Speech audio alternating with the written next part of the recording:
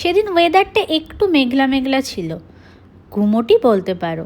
তাই ভাবলাম একটুখানি মায়ের জন্য নতুন কিছু বানানো যাক। হাই এভরিওয়ান, আমি অঙ্কিতা। আমার আরেকটি নিউ ব্লগে তোমাদের সকলকে ওয়েলকাম। এপ্রিল মাসে কি বিভৎস গরম থাকে তোমরা তো জানোই।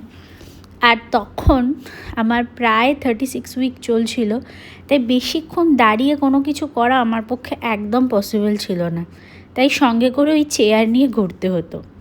এখানে আমি তোমাদের সাথে রেসিপি শেয়ার করব না, শুধুমাত্র নতুন যেটা মায়ের কাছে প্রেজেন্ট করেছি সেইটাই একটু তোমাদের সাথে শেয়ার করে নিচ্ছি।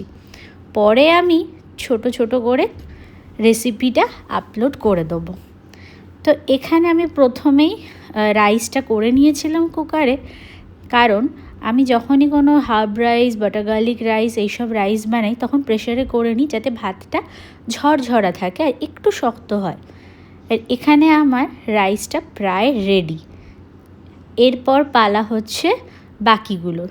আমি তোমাদের সাথে কথা বলতে বলতে দেখলে সবজিটাও প্রায় ব্লাঞ্চ করতে দিয়ে দিয়েছি। এপ্রিল মাসে গ্যাসের যা সমস্যা গোটা ইন্ডিয়া জুড়ে চলছিল, তাই তখন আমি মাইক্রোওভেনেই ব্লাঞ্চ করতে দিতাম।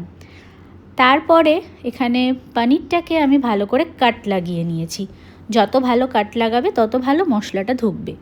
মশলা আমি এখানে পেরি পেরি মশলা ছাড়া আর কিচ্ছু ইউজ করিনি, ইভেন নুনও না, কারণ পেরি পেরি মশলার মধ্যেই নুন থাকে।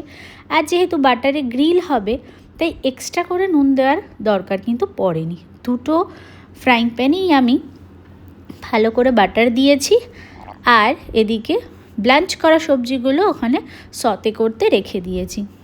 শুধু পড়বে নুন আর ব্ল্যাক পেপার। আর এরপরে পালা হচ্ছে পনির যেটা গ্রিল করলাম তার একটা ছোটো মতো সস বানিয়ে নেওয়ার, অল্প করে।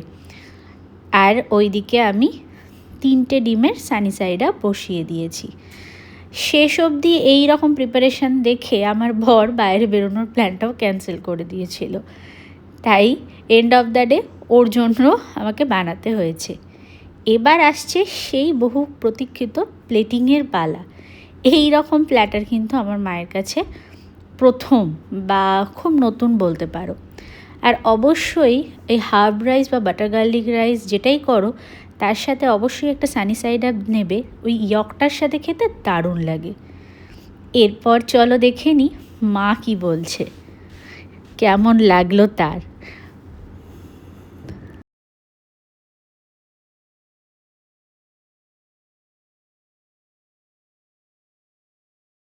তোমাদের কেমন লাগলো অবশ্যই জানিও। বাই।